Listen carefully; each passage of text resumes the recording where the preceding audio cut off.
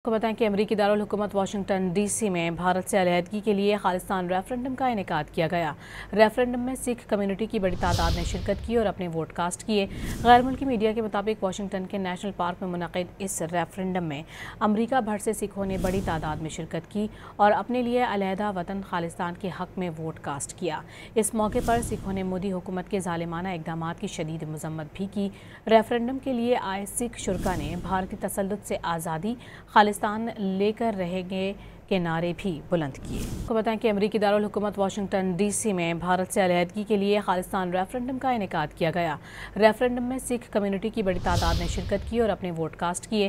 गैर मुल्की मीडिया के मुताबिक वाशिंगटन के नेशनल पार्क में मुनक़िद इस रेफरेंडम में अमरीका भर से सिखों ने बड़ी तादाद में शिरकत की और अपने लिए अलहदा वतन खालिस्तान के हक़ में वोट कास्ट किया।